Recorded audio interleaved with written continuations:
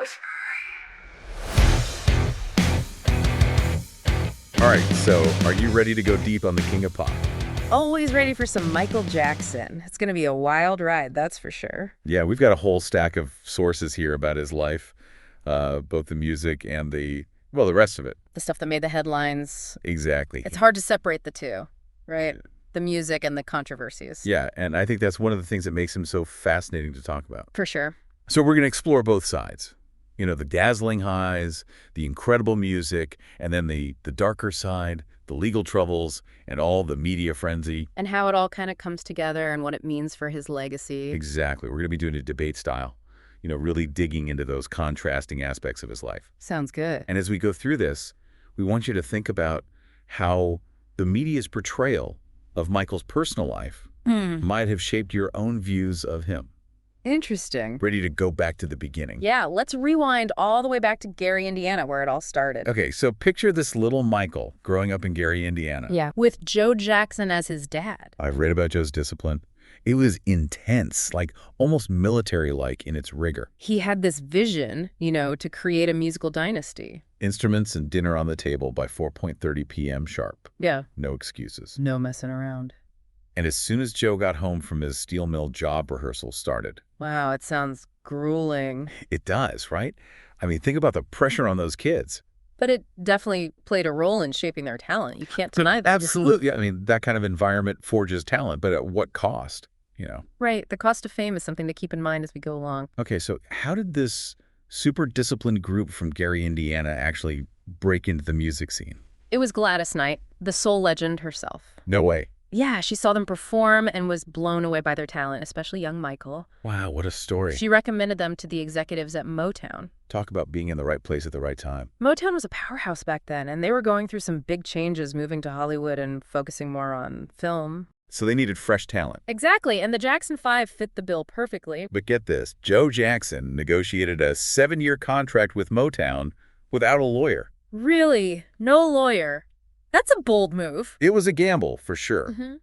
He later admitted that he didn't fully understand the complexities of the contract. Wow. So Motown had this distinct sound, right? Yeah, they often use their in-house band, the Funk Brothers. But for the Jackson 5, they brought in L.A. session players. Interesting. Which gave their recordings a more polished, I guess you could say straighter sound. So less raw, less funk-driven. Right. A bit of a departure from the classic Motown vibe. So they were already being shaped to fit a certain mold even in those early days. It seems that way. It's Yeah. like this constant tension between artistic freedom and commercial success, A theme that would follow Michael throughout his career.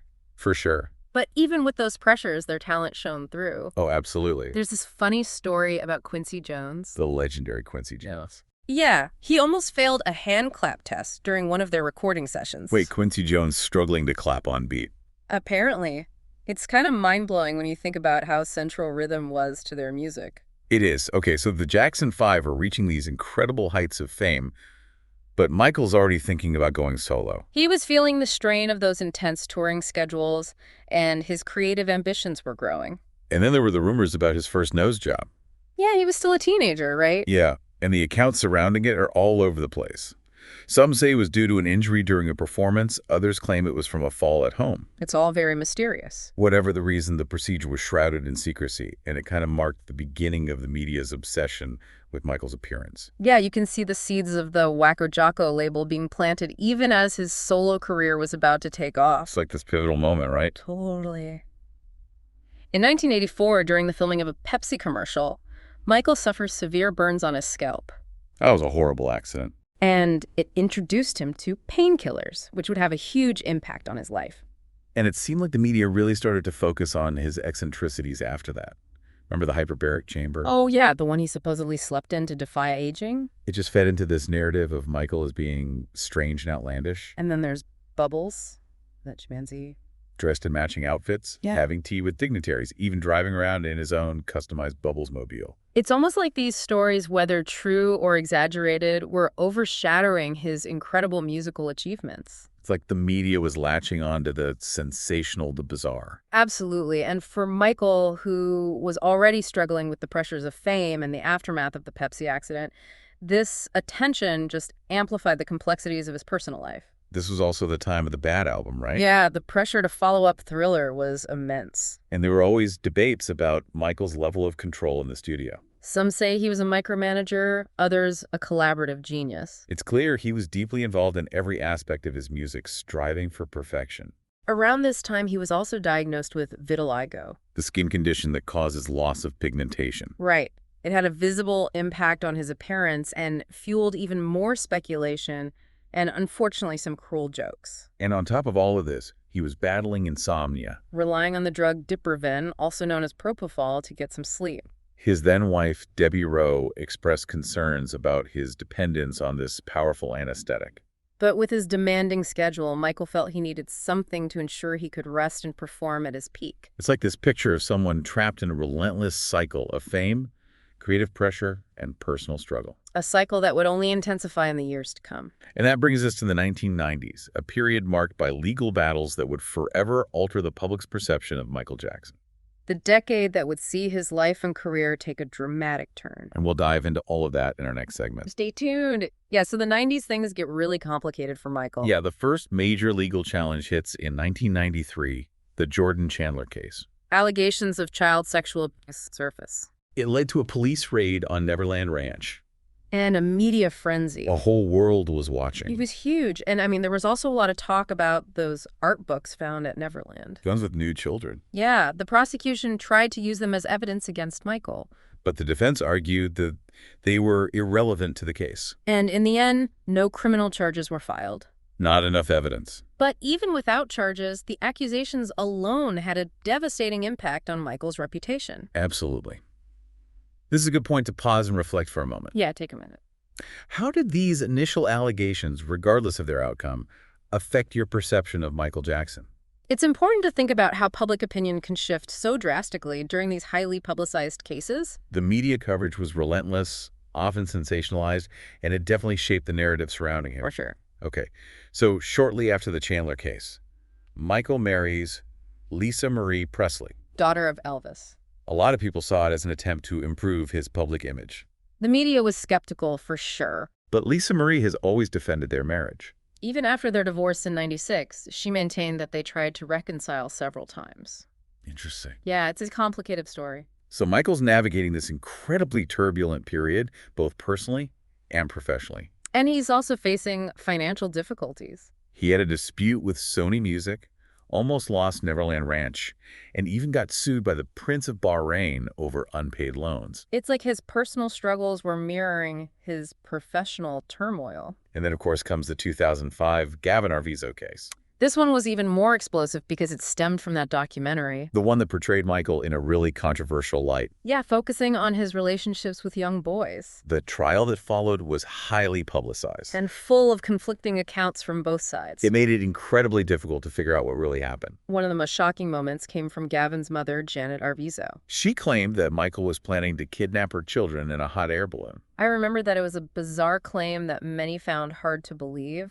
But then you have Gavin himself testifying that Michael never behaved inappropriately towards him. So many different versions of events. And the media just amplified the confusion. It shows how sensationalism can overshadow the search for truth, especially when celebrities are involved. It makes you wonder how much of the public's perception was shaped by the media's portrayal versus the actual facts of the case. A lot, I'd say. Here's another question for you.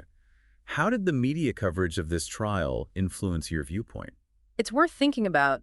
The way these stories are framed can have a huge effect on how we judge people, especially those in the public eye.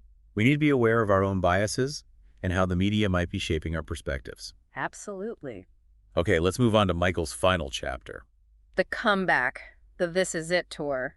He was determined to reclaim his title as the King of Pop.